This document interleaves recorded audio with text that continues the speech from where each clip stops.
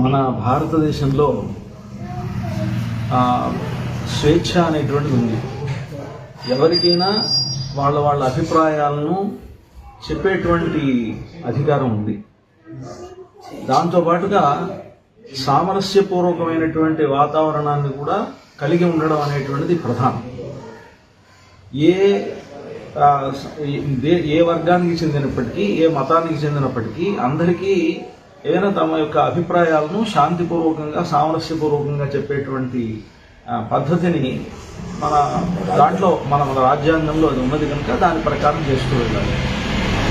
అయితే దాంట్లో ఒక రకమైనటువంటి ఉన్మాద స్థితి అనేటువంటిది ఎప్పుడు పనికిరాదు. ఇప్పుడు నిన్న జరిగినటువంటి రంగరాజన్ గారు, చిలుకూరు ఆలయ ప్రధానార్చకుడైనటువంటి రంగరాజన్ గారి మీద రామరాజ్య స్థాపకుడు అనేటువంటి పేరుతోటి ఆ వీరరాఘవరెడ్డి అనేటువంటి ఆయన కొంతమందితోటి వెళ్ళి ఆయన మీద దాడి చేయడం అనేటువంటిది చాలా అది అభ్యంతరపూర్వకమైనటువంటిది, అది చాలా సహించకూడనటువంటిది. ఇప్పుడు ఆయనకి రామరాజ్య స్థాపన చేయాలి అని ఉంటే రంగరాజన్ గారు కూడా వారు కూడా దానికి సంబంధించినటువంటి వ్యక్తే. సరే, ఏదైనా సరే మనకంటూ ఒక రాజ్యాంగం, ఒక పద్ధతి ఇవన్నీ కూడా ఉన్నాయి మన భారతదేశంలో, ముఖ్యంగా మన తెలంగాణ ప్రాంతంలో ఉన్నాం.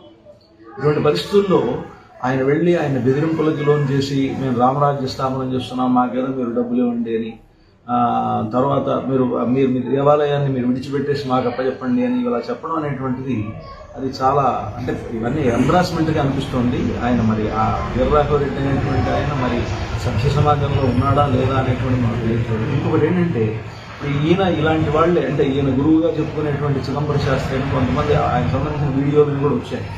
ఇంతకుముందు భద్రాచలంలో మా మీద కూడా, భద్రాచలంలో ఉండేటువంటి అర్చకుల మీద కూడా ఇలాంటి వర్గాలే కొన్ని